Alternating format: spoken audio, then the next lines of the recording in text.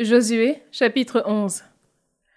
Lorsque Yabin, roi de Hassor, apprit cela, il envoya des messagers à Yobab, roi de Madon, au roi de Shimron et au roi d'Akshaph, au roi habitant dans la montagne du nord, dans la Araba au sud de Kinnaroth, dans le bas pays, et sur les crêtes de Dor à l'ouest.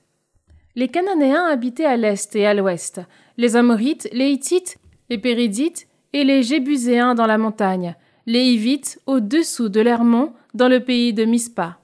Ils sortirent donc, et toutes leurs troupes avec eux, peuple innombrable, comme est innombrable le sable des rivages de la mer, avec des chevaux et des chars en très grand nombre.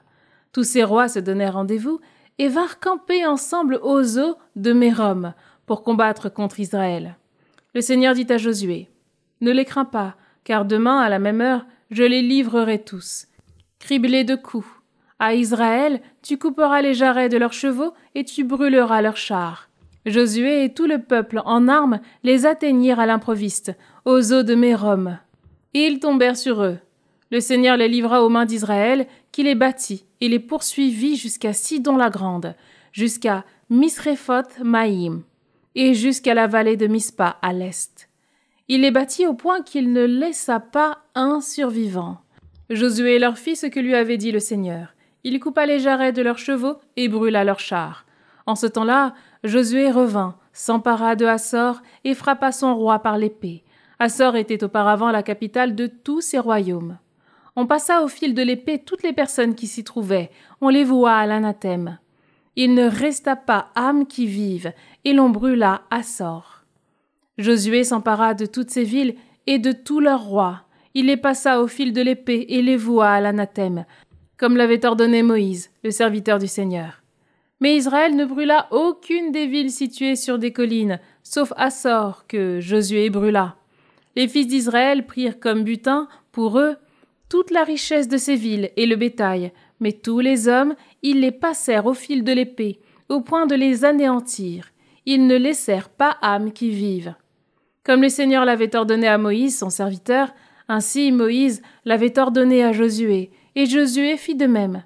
Il ne s'écarta en rien de tout ce que le Seigneur avait ordonné à Moïse.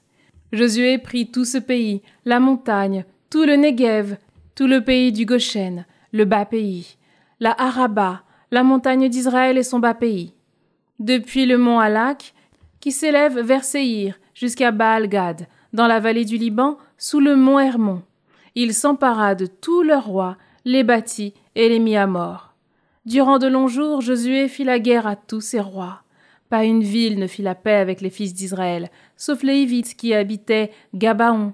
Toutes les autres furent prises par les armes. En effet, le Seigneur avait fait en sorte qu'ils s'obstinent pour qu'ils engagent la guerre contre Israël, afin de les vouer à l'anathème, sans leur faire grâce.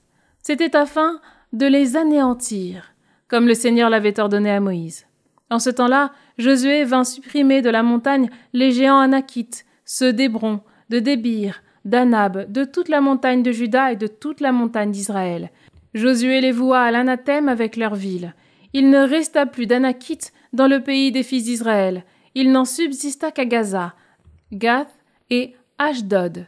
Josué prit tout le pays, selon tout ce que le Seigneur avait dit à Moïse. Josué le donna en héritage à Israël, le répartissant selon les tribus, et le pays se reposa de la guerre.